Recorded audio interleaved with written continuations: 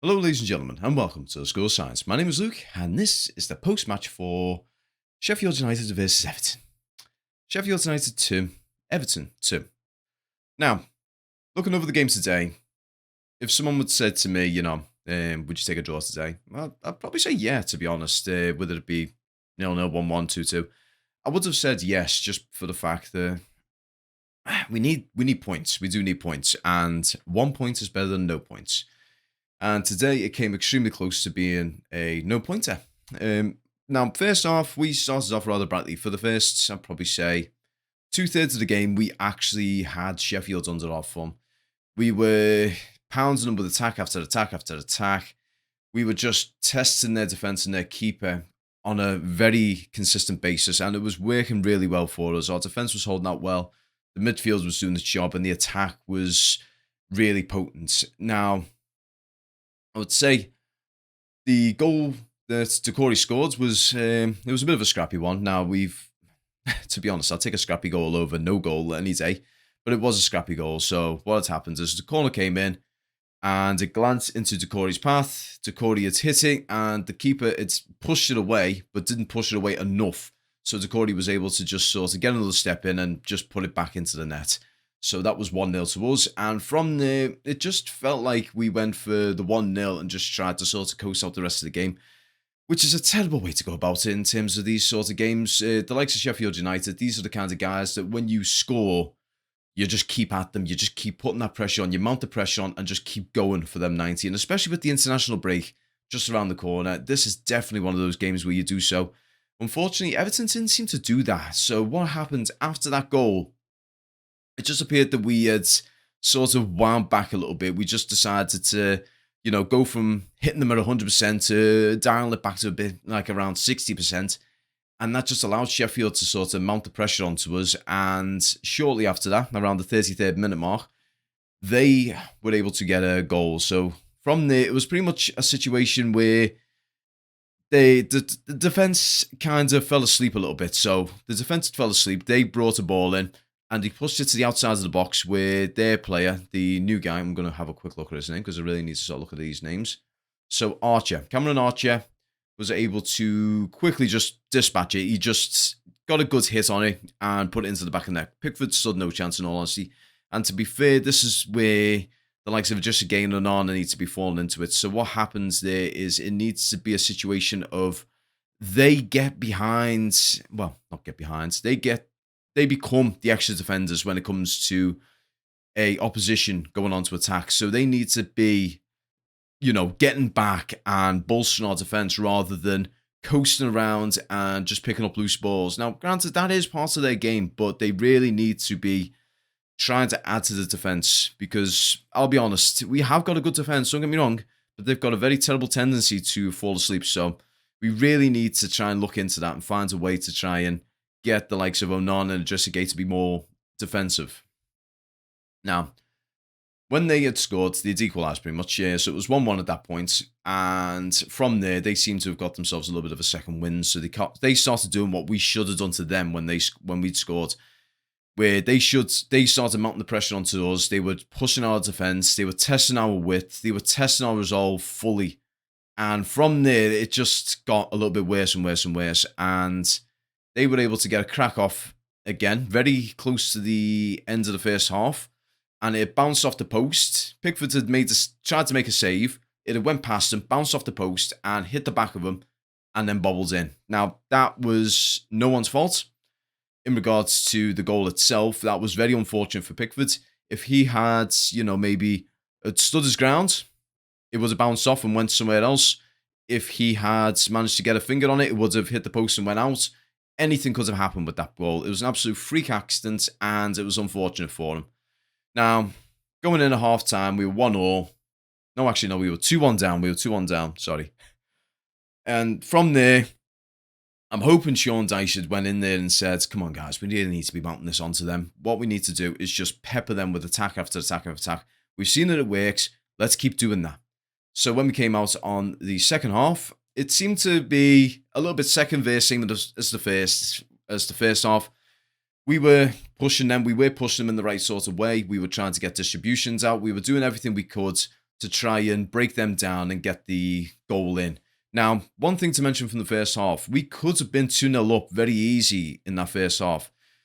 The main issue being, and this is probably one of my only gripes with Danjuma, he seems to have a little bit of a habit of, instead of releasing the ball at the right time, he tries to beat one defender too many and then tries to go for goal himself. Now, you know what? That's admirable. He's one of those sorts of players. He's an attacking midfielder. He's a left winger, and he's got a little bit of a striker's nature in him. So seeing that goal, he does tunnel vision a little bit in for that goal.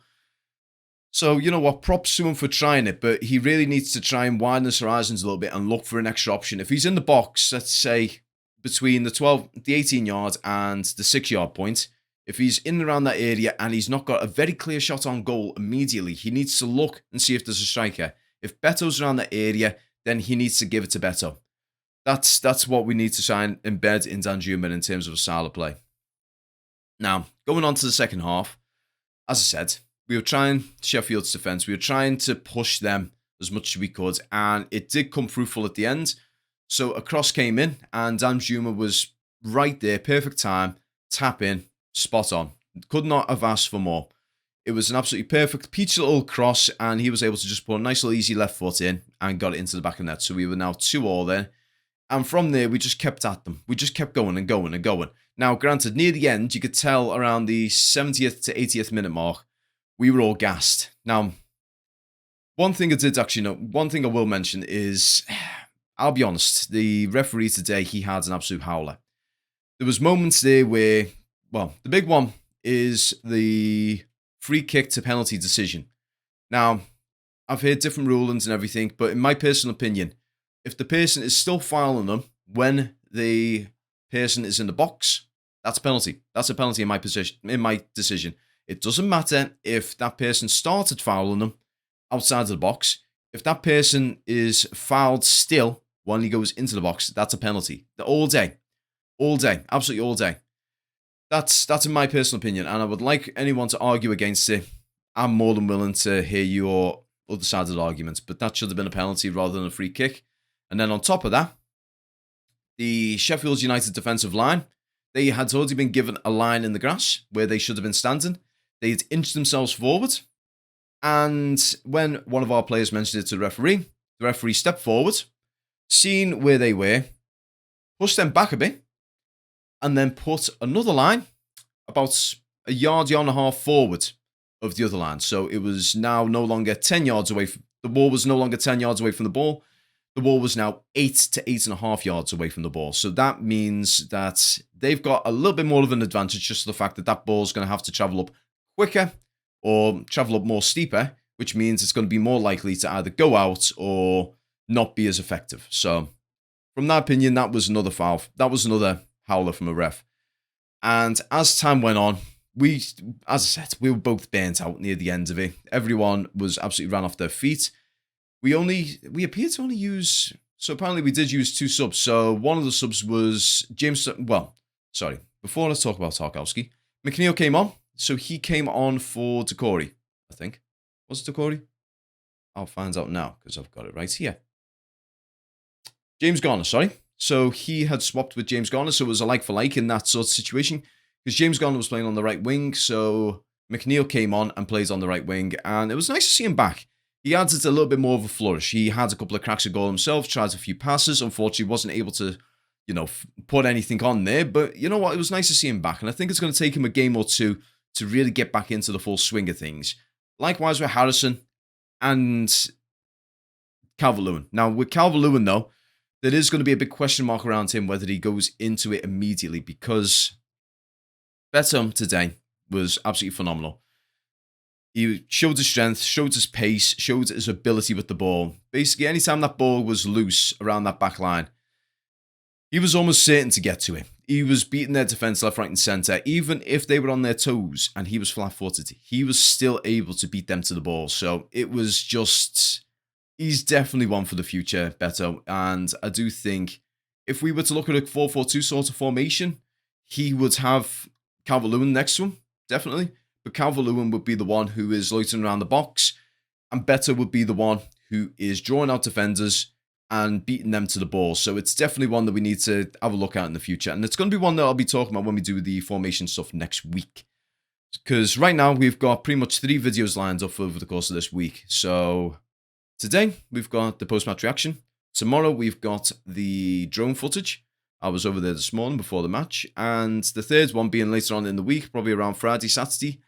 You're going to have the new formation. Now that the window is now closed, we can now talk about how we can work with the players that we've got now that we've lost a significant amount of players. We've lost the likes of Tom Davies, Yerry Mina, we've lost Iwobi, we've lost Tom Cannon, we've lost Dwight McNeil, we've lost John Philip Gabaman. We've lost a decent amount of people, but we've also brought in a good amount of people as well. So we've lost, I think it's close to 10, 11 players just due to contracts expirations, selling and all that, and loans. But we've brought in 5 really good players, so I can't complain, you know. I mean, I know a lot of people have been saying, oh, our squad's now pretty much bare bones and all that, this, that, and the other. But let's look at it from a silver lining. Most of the players that we've lost, the only ones being, I'd say, Iwobi and Mina, the rest of them wouldn't get into the squad immediately. They would be substitutes or they would be injury replacements. So we've got to take that into account before we start bemoaning the players that we've lost. But yeah, overall, that game was a solid game. It was a solid game. As I said, it was unfortunate we weren't able to get the win. I'm happy with the draw. So we're now no longer on the bottom of the table. We're 18th at the moment, and depends on how results go over the course of the next 24 to 48 hours, we could, by the time that the international break kicks in fully, we could very well be around 17th. So we could actually get out of the relegation zone. Now, bear in mind, this is still very early days. We're only 4 to 5 games into it. So we need to take that into consideration, that it's very early days. So we could improve or we could slip right down in the other way. But I've got hope for this team. I know a lot of people haven't got much in terms of faith of how Sean Dyche has been running it. But I would like to give him the benefit of the doubt and say that he's working with what he's got. So hopefully within the next, I'd say 4 to 5 games, we're going to have a tactic in mind and a play style in mind that we're going to get embedded into the squad. And we can use this to our advantage. Maybe, look at potentially doing, instead of, like a 4-1-4-1, potentially looking at doing a 4-3-3 or 4-5-1 or 4-4-2. There's ways we can work around the squads, because don't forget, we've got a lot of wide players there. So we've got the likes of Danjuma, we've got McNeil, we've got Harrison. We've got players there that play wide naturally now. And not only that, the likes of Danjuma, and you got Danjuma, Decore. These guys can play as number 10s as well. They like to use the width, but Danjuma and Decore can play both as number 10s, and they've both got the eye for goal. We've just seen that today. So they know where the net is. That's the important thing. And that's the thing I think we need to be focusing on for the most part. Defense, definitely we need to have a look at that and try and see ways to improve that, because right now we are leaking goals where we shouldn't really be. But that is definitely something we can look at down the line with games. Find ways to improve it. Try and get communication between Tarkowski and Branthwaite a little bit better. Try and find a way to get the confidence back in McNeil and Godfrey, because I think that's the main thing that's going to be the issue for those two when they're coming back into the squad. Their confidence is a little bit shaky at the moment, especially with Ben Godfrey at the moment. He seems to try and double guess what he's doing. This is the same with Patterson as well. He's overthinking when he's actually playing with the ball. Now, bear in mind, he actually had a decent game today, so I can't really give him too much gripe. But a lot of the players, one of the main issues with them isn't down to lack of quality. It's just down to confidence.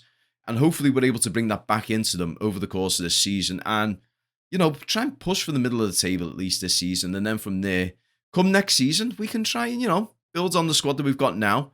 Improve what we've got. Maybe try and get, if Danjuma does a good job, get him in, buy him. See what we can do with Villarreal in that regard. And just trying to improve it, because I think right now we are missing a little bit of creativity around the middle.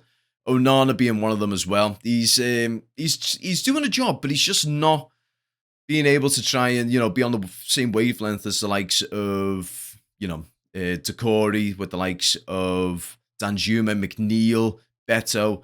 He needs to try and find a wavelength where he can communicate with them and just puff through balls or get the right pass through, Because at this point in time, a fair few of his passes, they are getting to one of our players, but it's not in the way that they want it. It's either making it so that it actually stops with the play, slows down the play, or they get dispossessed. So we need to try and figure something out in that regard. But overall, I'm confident over the course of the next few games. I mean, granted, we have actually got quite a few tough ones. Next one being Arsenal at home. Hopefully, we can actually go there and actually shock them because we need to. We need to definitely get 3 points at some point in the near future. And if we get it from Arsenal, that could be the platform for us to try and build on. Pardon me. But in any way, guys, I'd like to thank you all very much for watching this video. I hope you guys enjoy the rest of the week. Enjoy the lovely weather because we're going to be having a heat wave over the course of the next few days. And you know what? Enjoy the international break because that's probably going to be the nice bit of solemn quietness that we're going to enjoy for a while. Take care, have a great week, and peace.